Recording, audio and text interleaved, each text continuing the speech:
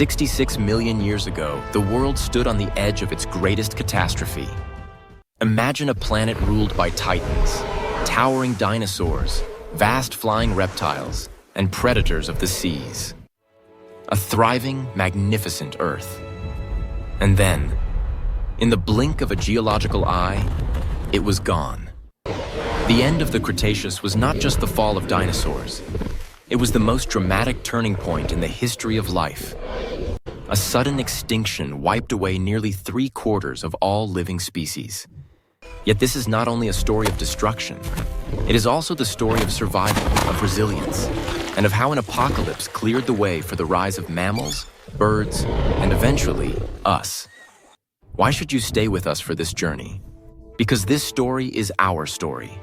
Without the asteroid, without the firestorms, without the long winter that followed, humanity might never have existed. So let us step back into the final age of dinosaurs. Let us see their world before the end, witness the catastrophe that destroyed them, and discover how, out of fire and shadow, came the dawn of a new Earth. The Late Cretaceous was a golden age of biodiversity. North America was split by a warm inland sea. Vast herds of hadrosaurs grazed on coastal plains, their resonant calls echoing like horns. Triceratops defended their young with 3 sharp horns and wide frills, clashing in displays of power. Ankylosaurus lumbered like armored tanks, swinging heavy tail clubs. And then there was Tyrannosaurus rex. 12 feet tall at the hips, 9 tons in weight, and with jaws that could crush bone, it was the undisputed king of the land. Raptors and smaller theropods prowled in its shadow, while feathered dinosaurs darted through forests, flashing primitive plumage. Above, the skies belonged to pterosaurs.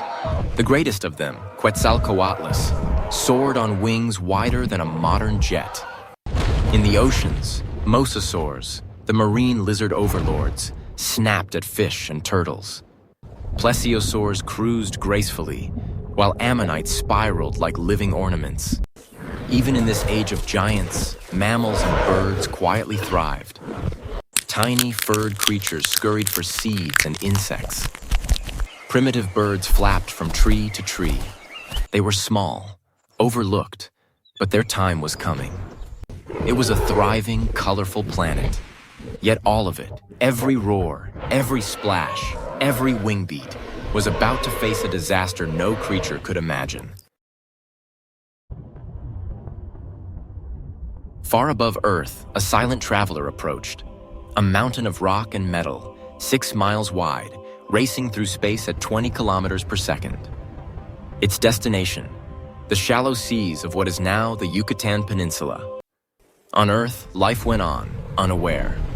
Triceratops grazed, mosasaurs hunted, Quetzalcoatlus soared. Then a new star appeared in the sky, growing brighter, hotter, unstoppable. The asteroid struck with the force of billions of nuclear bombs. A fireball hundreds of kilometers wide vaporized rock and ocean instantly. Shockwaves flattened forests for 1,000 miles. Tsunamis taller than skyscrapers raced outward. Molten debris rained from the sky, igniting wildfires across continents. And then came the darkness. Billions of tons of dust and sulfur choked the atmosphere, blocking out sunlight. For months, perhaps years, the Earth lay under a shroud. Temperatures plummeted. Photosynthesis collapsed. The impact winter had begun. The blow had been sudden.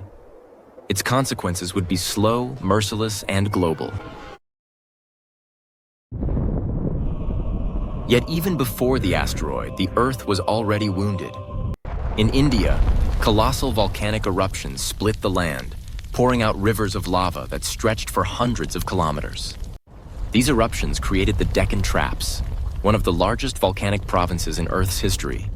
The lava buried landscapes beneath 2 kilometers of rock. But the gases were even more deadly. Sulfur dimmed the skies, cooling the climate. Carbon dioxide trapped heat, creating long-term warming. Acid rain withered forests and poisoned rivers. Marine ecosystems faltered as oceans turned acidic. Coral reefs declined. Ammonites dwindled. Plankton populations shrank. The balance of life grew fragile. By the time the asteroid struck, ecosystems were already stressed. The two disasters, impact and volcanism, did not act separately, but together. The Earth was caught in a perfect storm of destruction. The years that followed were apocalyptic. First, global wildfires reduced continents to ash. Then the darkness came, cloaking Earth in twilight. Without sunlight, plants died. Without plants, herbivores starved. Without herbivores, carnivores followed. On the plains, Triceratops herds wandered desperately, unable to find food. In forests, Tyrannosaurus scavenged rotting carcasses, ribs showing through thinning hides. Ankylosaurus, with all its armor, found no protection against hunger. In the skies, pterosaurs faltered. With prey gone, their vast wings could no longer sustain them. In the seas, mosasaurs starved as fish populations collapsed. Ammonites, once abundant, disappeared forever. Acid rain lashed the earth, burning lakes and rivers. Cold descended. The food chain, on land and sea, crumbled from the bottom up. The Age of Dinosaurs, after 160 million years of dominance, ended not with a single blow, but with fire, cold, and starvation. It was a tragic end. Triceratops mothers defended their young from invisible enemies, hunger and frost. Tyrannosaurus rex, once the terror of the land, scavenged desperately in empty valleys. Ankylosaurus collapsed, its tail club useless against famine. Quetzalcoatlus, the master of the skies, fell silent. Mosasaurs drifted lifeless in oceans starved of prey. For millions of years, dinosaurs had adapted to every challenge. Shifting continents, climate swings, new predators. But against a planet poisoned and frozen, even the strongest could not endure. The titans were gone. The Age of Dinosaurs ended in silence. And yet life itself did not die. In burrows beneath the ground, small mammals waited out the worst. They were generalists, eating seeds, insects, or carrion, and many could hibernate. Their small size meant they required little food. Birds, too, endured. Some lineages vanished, but those able to exploit seeds and shelter survived, spreading into empty skies left behind by pterosaurs. Crocodiles, ancient survivors, waded in rivers. Cold-blooded and able to survive long periods without food, they persisted. Turtles endured in mud and ponds. Fish continued in rivers.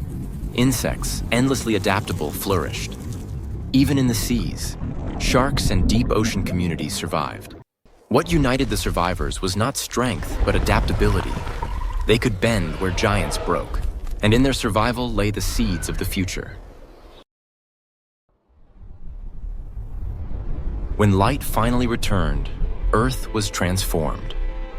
Forests were gone, seas were emptier, skies were quieter. But it was also a world of opportunity. Ferns spread first, carpeting ash fields. Flowering plants followed, reshaping landscapes. Birds diversified rapidly, filling niches once held by pterosaurs and small dinosaurs. Mammals, no longer overshadowed, expanded in every direction. Within a few million years, they ranged from tiny shrews to large herbivores, predators, and primates. The world of giants had given way to a world of adaptability.